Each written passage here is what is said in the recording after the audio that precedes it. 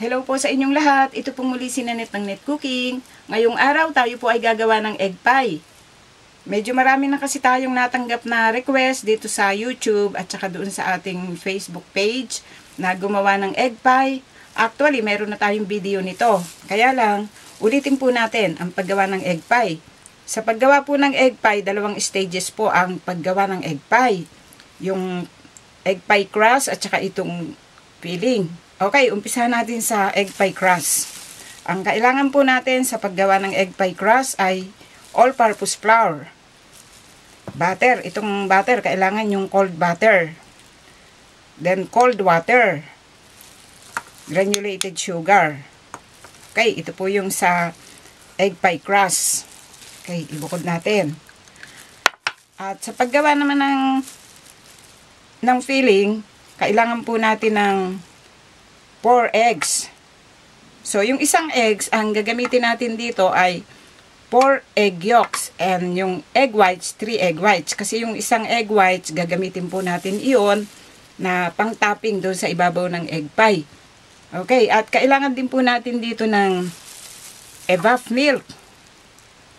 Isang latang evap milk. Then, kailangan din natin dito ng sugar. Kailangan natin dito ng cornstarch. Okay, vanilla extract at lemon. So, itong lemon, ang kailangan po natin dito, yung skin lang ng lemon. So, kuha tayo lemon zest. Kuhanin natin ganyan. Okay, ito po ang kailangan natin. Itutuloy natin ito mamaya. Okay. At kailangan din po natin dito ng water. Dito po sa filling natin, kailangan po natin ng 3 tablespoon of water. Okay. Ang gagawin natin ngayon, itabi muna natin tong mga ito. Gagawa po tayo ngayon ng egg pie crust. Tabi natin to. So, ito pala kailangan natin. Okay. Ang gagawin natin ngayon, meron tayo dito mixing bowl. So, itong ating all-purpose flour, ilalagay po natin dito. Isama po natin itong ating granulated sugar. Okay, ito po ay sasalain natin.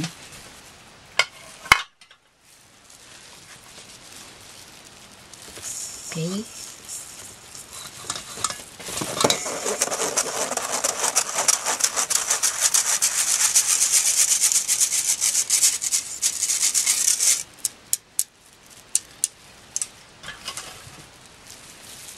Dito po, lalagay natin itong butter. So, pag hiwa-hiwa ko lang ito ng square para nun madali po siyang, hindi siya magdikit-dikit. Kasi ang gagawin natin dito, pagsasamahin natin yung butter at saka itong flour. Kailangan dito, mag-combine siya. Gagawa tayo para makagawa tayo ng parang crumbs. Then, meron po tayo ditong pastry cutter. So, ikakat natin ito. Tutuloy natin yung ganitong process hanggang makuha natin yung, makakuha tayo ng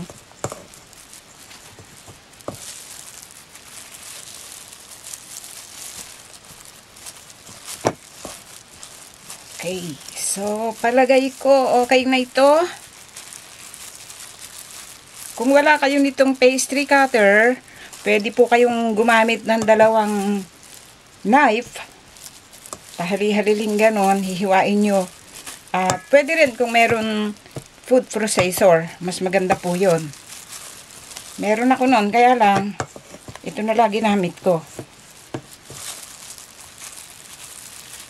Okay, so ang gagawin natin dito, kasi ang dapat dito kasi, magsanib yung flour at saka itong butter eh. Tulad nito oh. 'Di ba? Para siyang crumbs. Yan oh. Maganda, ganyanin natin oh. Kailangan kasi magsanib siya eh. Then okay na ito. So ang gagawin natin dito ngayon, meron tayo ditong cold water. So, lagyan natin ng 1 tablespoon.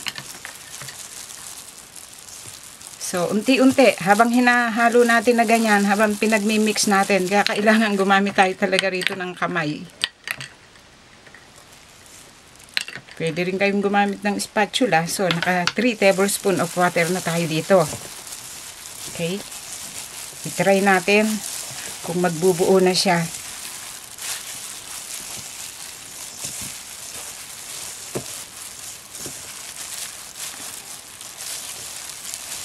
Ayaw pa. Konti pa. Yan. Pakonti-konti kasi mamaya sumobra eh.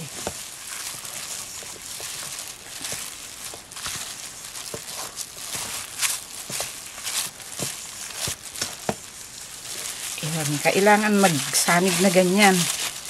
Mag-ingat tayo sa paglalagay ng tubig. Kasi pag sumobra yung lalambot ito, magiging malata ito. So, yan. Okay na to. Simutin natin. Okay, so gumawa tayo ng bilog. Bilugin natin. Pagdikit-dikitin natin mabuti. So, ngayon, okay na po ito.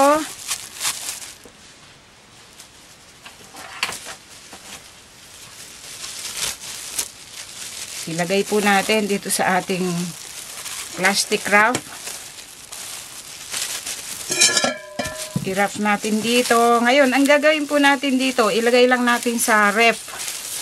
Mga 30 minutes. Para lang tumigas yung butter. Okay, ilalagay po natin ito sa ref. 30 minuto, narito na yung ating pie crust. So, ang gagawin natin ngayon dito, gagawa tayo ngayon ng pie crust. Ipa-flatten natin ito.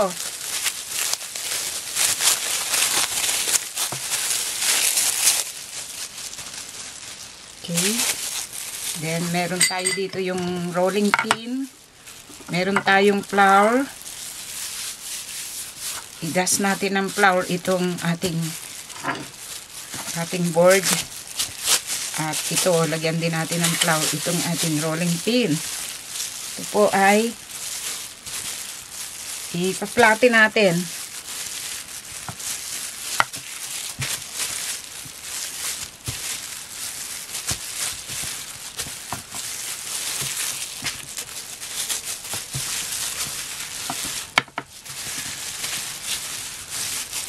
Gawa tayo ng bilog na malapad.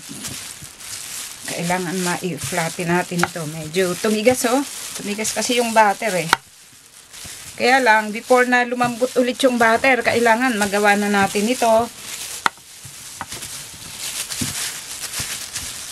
Okay, ang paggawa natin dito sa ating pie crust, depende po sa laki ng baking pan na gagamitin nyo. So, dito po natin i-bake. Kaya, bago lumambot yung butter, kailangan kasi i-flatten na natin ito. So, ang gagawin lang natin, i-roll natin na ganyan. Then, tapos dito, pag ganun. Ingatan lang nating mapunit. Sabagay, kahit mapunit ito, pwede naman nating i-patch o tagpian eh.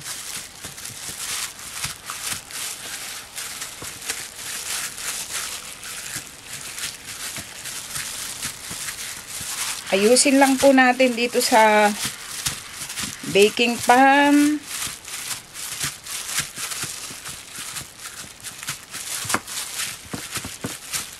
Tapos dito, gupitin natin yung mga gilid. So, may sobra pa nito dito. Gupitin natin.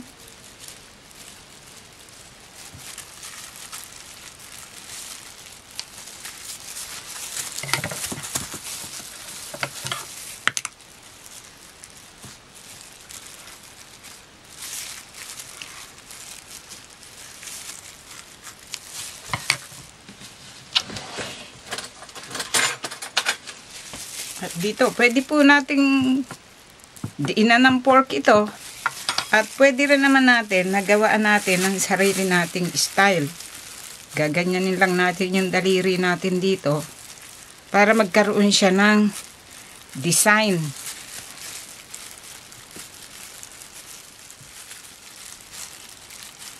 Okay, kung gusto nyo, pwede naman yung pork na ipang-design natin dito. Ngayon, pwede rin itong daliri nyo. O, simple lang naman yan eh. Nalagyan lang natin ng design na ganyan. Yan o. Okay, medyo laliman natin. Okay, wala namang problema rito eh. Tapos dito, para nun, hindi siya lumobo.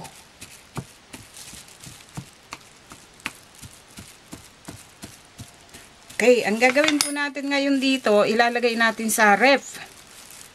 At gagawin natin yung peeling ng ating egg pie. Okay. So, may sumobra oh. Ngayon, pag napupunit kasi ito, pwede po nating i-patch up na ganyan eh. Okay, lalagay natin sa ref. So, ang susunod natin gagawin, so, narito yung ating evap milk. Ang gagawin po natin dito, iinitin lang natin ito sa microwave. Hindi masyadong mainit. Parang maging warm lang siya. Then, lalagyan po natin ito ng 3 tablespoons of water. Okay, iinitin po natin ito sa microwave. At ngayon, narito yung ating 4 eggs. At narito yung ating egg whites. So, itong egg whites dito, 3 lang. Kasi yung isa, kinuha natin. Narito, oh. Ngayon, ang gagawin po natin dito,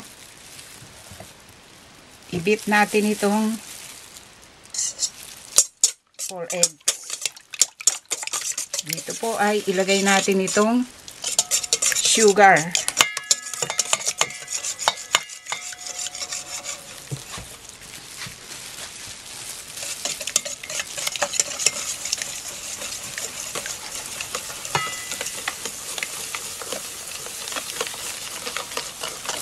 Okay, haluin po natin.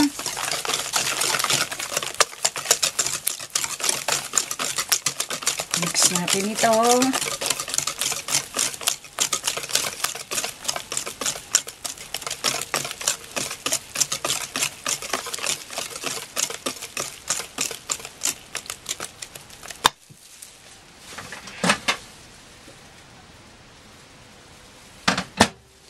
Then dito, ilagay po natin itong pinainit nating evap milk mixture.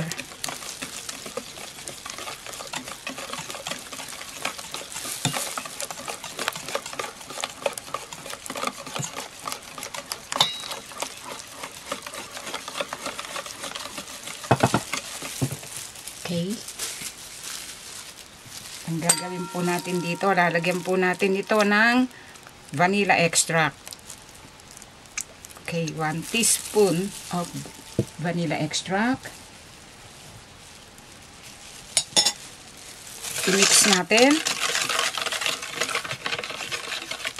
At dito, ilalagay po natin itong ating cornstarch.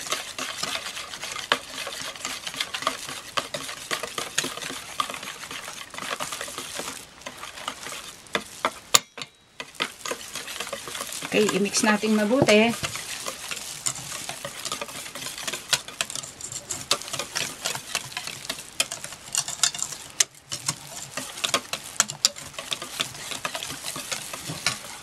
At itong ating lemon zest.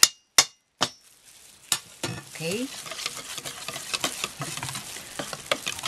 Pwede rin po yung balat ng dayap ang ilagay natin dito. Mas maganda nga yun eh.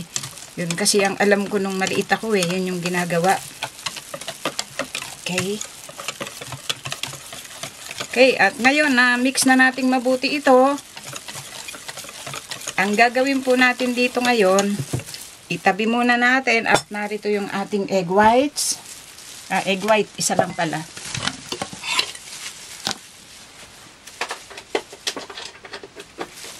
At ito po ay ibibit natin hanggang makuha po natin yung soft peaks.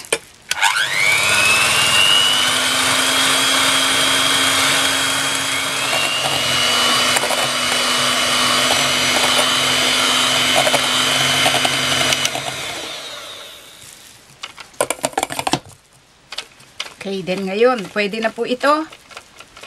So, nakuha na natin yung soft peaks nitong ating egg white. So, ang gagawin natin ngayon, narito yung ating egg yolks mixture. So, ang gagawin po natin dito, ilalagay natin ngayon dito itong egg white. Okay.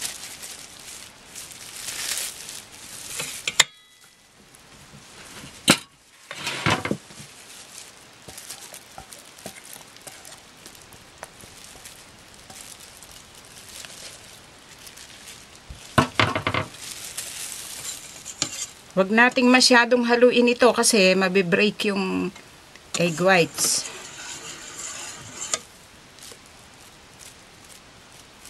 Okay, ganito lang. Yan, pwede na po yung ganito. De, ang gagawin natin ngayon,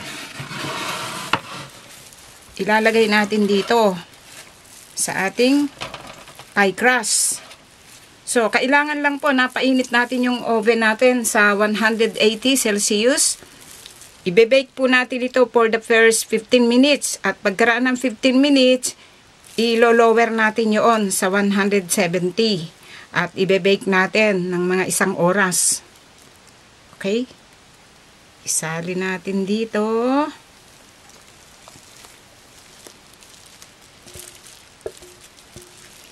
So, bago natin ilagay yung egg white, siguraduhin nyo lang na nahalo na natin ulit mabuti itong egg yolks mixture. Para noon, pag nilagay natin yung egg whites, hindi natin hahaluing mabuti. Kasi yung egg whites, baka ma-break yun. So, ikalat lang natin ganyan, no?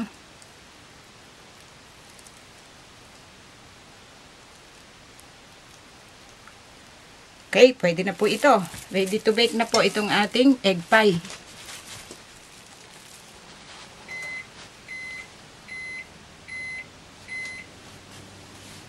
Okay, at ngayon, hahanguin na po natin itong ating binibake.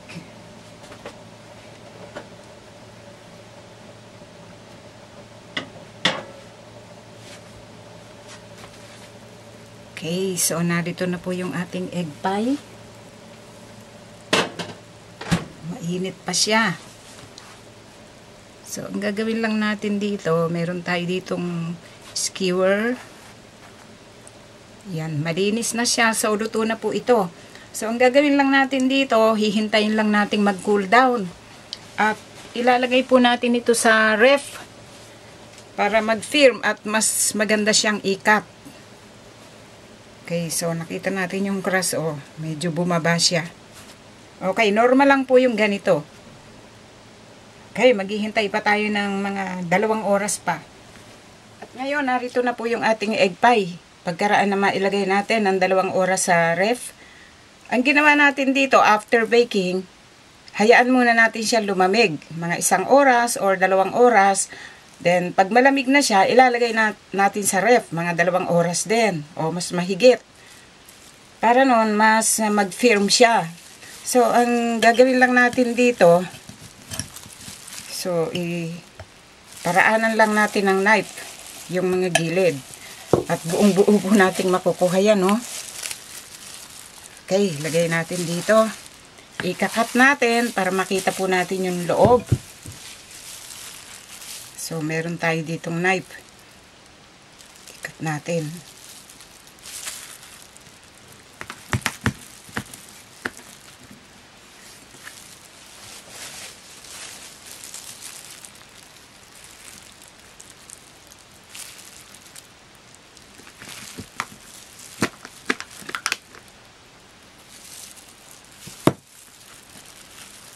Okay, oh.